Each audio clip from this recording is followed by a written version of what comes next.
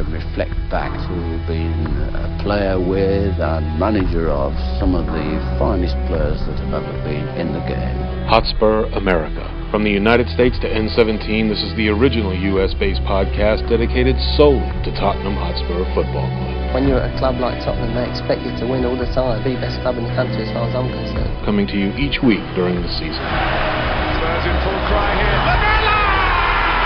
Oh, what a goal! And Christian Eriksen has scored! I hate Arsenal. I just hate them. Oh, what a goal! And Cafu has put Tottenham in front! Kane comes to the Emirates, scores for Spurs. We're the Yids in America. Carried away, but Dukes is there to tap in! To dare is to do. Tottenham Hotspur turning on the style. Glory, glory night at White Hart Lane. The Spurs are still marching on. This is Hotspur America. Season 4, episode 34 of the Hotspur America podcast. Very snowy week in London. Very snowy conditions, obviously, for all the matches. Let's talk first about Spurs and Rochdale. But before we do, as always, we want to give a shout out to our sponsors, the Community Beer Company, the perfect pub pint to share with your mates. Also, you can find the Hotspur America podcast on Instagram at Hotspur America Pod. Also, find us on Twitter, YouTube, Facebook, Spreaker, iTunes, and the application store on your Apple devices. Spurs 6, Rochdale 1, Vass, very snowy conditions. People wanted to say that, I think I heard Flav and the guys talking about they don't use the orange ball in the snow anymore because Nike has supposedly created a ball that can be played in all conditions and be visible in all conditions. I call shenanigans on that because I couldn't see fuck all the last 10 minutes of that match. How'd you enjoy this one? Yeah, well, I was there, Ken, and I couldn't see fuck all either, and our white shirts didn't help either. Yeah, interesting game. Weird conditions, overshadowed by technology, which I'm sure we'll get onto. But in the end, a comfortable win, which was good. Yeah. Was it cold in the executive suite? Oh my God. It was not executive suite. What are you on about? I saw some picture with you and Pete. You put the down. Yeah, the Pete and prawn sandwich. It was nice in there. I was in, really nice. was in Club Wembley, so we there we go. we grabbed our beers and then we went over to the champagne bar, which was closed, and we sat down and drank our beers in it. Beers actually come from a bottle, not from a tap either. No, we were drinking real ale from a tap, so it was all good. There you go. Yeah. Lovely. So, one of the big, there's a couple of big talking points about this match. Let's start on the lighter side. Timmy, I'll start with you. Llorente, hat trick. It wasn't a week ago we were talking that this guy does not belong in this squad. He simply does not fit. Yes, the competition is Rochdale, and even Soldado once scored a hat trick for us, and we saw how that turned out. Is this any kind of a turning point for Llorente? He wasn't in the squad yesterday. I mean, I think it's number one, it's great to see him get the hat trick, but I think it really comes down to the style of play that we had in this match compared to how we've run him out before. You could see the difference when he had two speedy players in Son and Lucas that he could flick the ball on to lay off to. He's not someone who's going to chase down a through ball. Llorente is not fast. He's almost as slow as Glenn Murray was in that match we were just watching. So when you have this change in style, I think it suited him very well. Yeah, no, I agree with you on that. And he had some opportunities, and the one thing that he didn't do, it seemed that, maybe Harry's struggling a little bit here recently, and we've talked about what a bad run of form is for Harry, and we'll still take that. He's not skewing the ball, or at least he didn't in this match, given the conditions and everything else that they had to play in. That the first one was just cheeky as fuck, man. I mean, the little dink over the keeper that ends up in the back of the net. The other two shots were on target. It just seemed to be going well for him. Yeah, I mean, you get the hat trick with the left, right, and header. Yeah, the Harry Kane hat trick. I guess we can start calling it that. KYP also getting his first goal for Spurs. Hold on. Yeah. Where's the Y? Are you using too much jelly?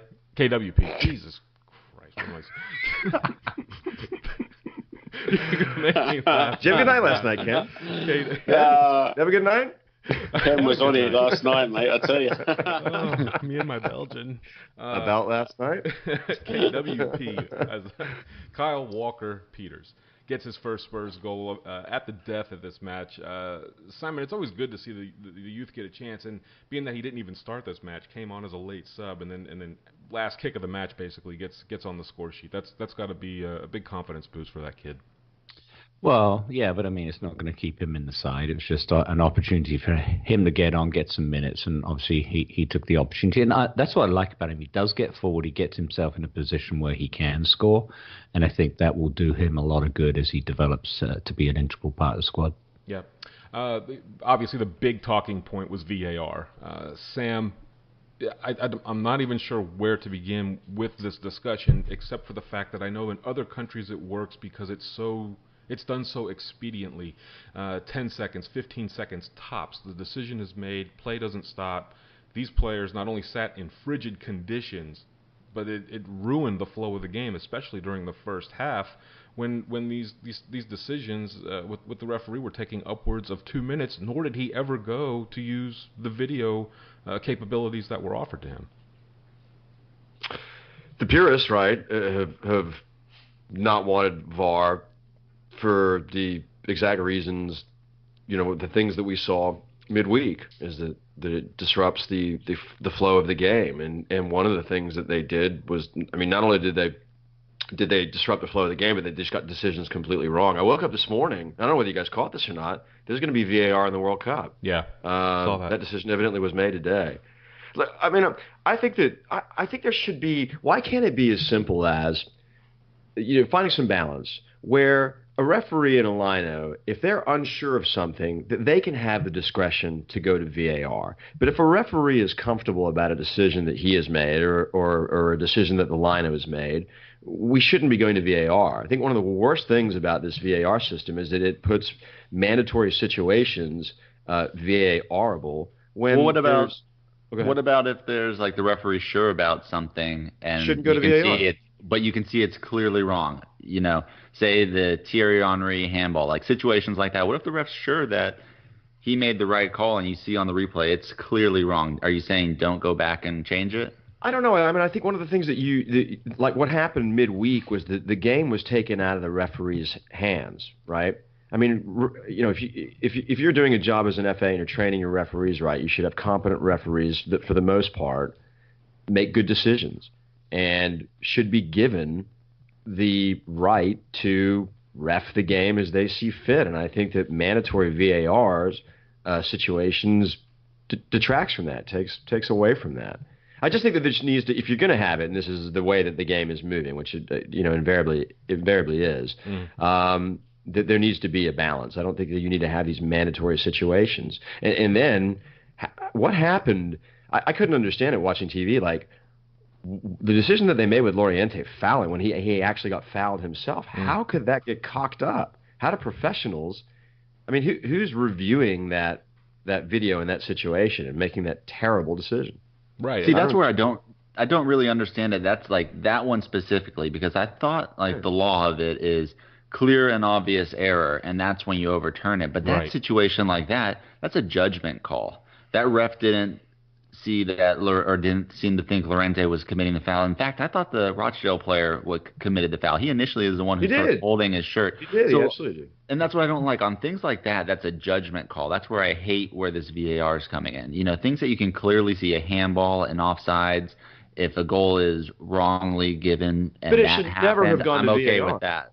It should never have gone to VAR. That was a goal, plain and simple, and we shouldn't have stopped play, period, there. Because it's like a scoring you need to talk about this, Vass. Because you're the ref. No, sorry. It's like a scoring review, isn't it, at that point? But it shouldn't be. Why should there be a scoring review? Well, I don't really know. To be perfectly honest, I don't think the referees over here are that comfortable with it yet. And I think, going back to what Ken said earlier, I kind of beg to differ, because I know they've had problems with it in Germany, they've had problems with it in Italy, they've had problems with it in Australia.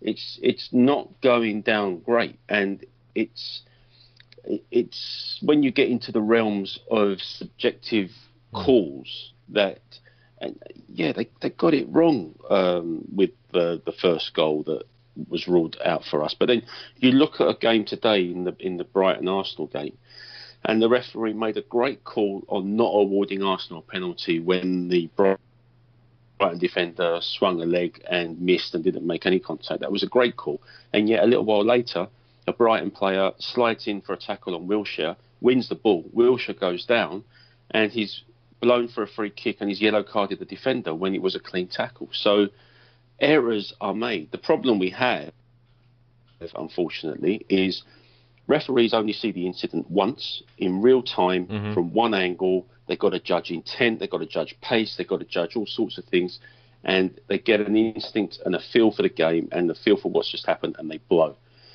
The problem we've got is that the watching world sees that incident 4, 5, 6 times from different angles, slowed down, speeded up, etc.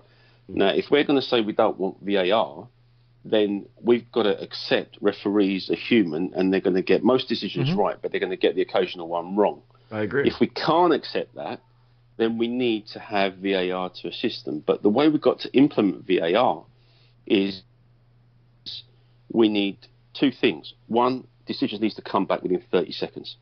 Somebody said to me yesterday that 30 seconds is a ridiculous allocation of time. It's not. It's plenty of time, believe me.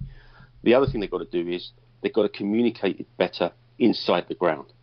On Wednesday night, we had something come up on the board saying VAR review, and all we did is we had this referee standing in the middle of the pitch with his finger in his ear, just waiting for something. And it's another. The guy doing it on Wednesday was Graham Scott, I think. He was a Premier League ref, and he was doing it down in their offices wherever that is. But it was taking too long. Nobody knew what was going on, and the decisions were coming back too slowly. If they can improve on that, then we'll be halfway there, I think.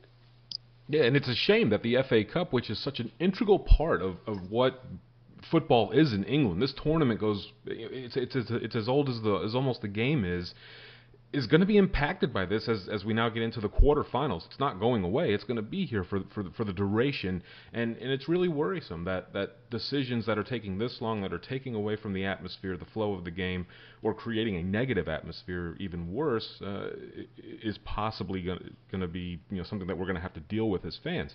Simon, you've been around a long time, obviously, and a bit of a yes, you have. He Simon. called you old. You do this all the time, Ken. Yeah, nice intro, Ken. There you well go. done. Yeah. I'll get you a cane. Where's the Zimmer frame? Chairs, you got it with you today, or you just left it? You're not up, mate. I know more. They're selling the Spurs of boat diapers, and let me get you a set of those. Well, back to the question. Yeah, back to the question. So you're a bit of a purist. I've kind of talked till I'm blue in the face about I think that bad decisions, good decisions, favorable decisions, whatever you want to call them, even themselves out over the course of a season, over the course of 2 seasons, or whatever it is. Is it okay to leave the game as it is and just trust the human factor? There are so many rules that we've talked about that become subjective from an officiating standpoint, that there's no set definitive criteria for some of these rules, and it does become part of the human element. How are you going to tell that person that's making this video decision that's taking 2 minutes also is not going to look at these things objectively, because there are no clear-cut definitive criteria for some of these rules? So did you just answer the question? No, I'm asking you. What's your opinion? So, Lovely. The age of technology, modern football's come a long way in the last 10 years, particularly. The Premier League has blossomed into this behemoth brand, so to speak, and when people tune in from all corners of the globe, forget about us who've grown up on this, but you've got the nouveau fan who just don't understand, or they compare it to the technology in the sports, say, in the US.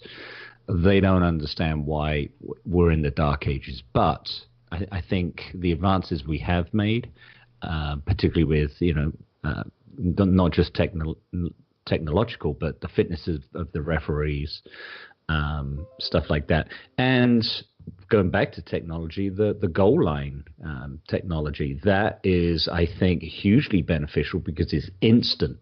The referee has that buzz on his wrist to know if it's a goal or not, and that's an instant decision that's made, and there's no one crowding around and challenging the fourth officials.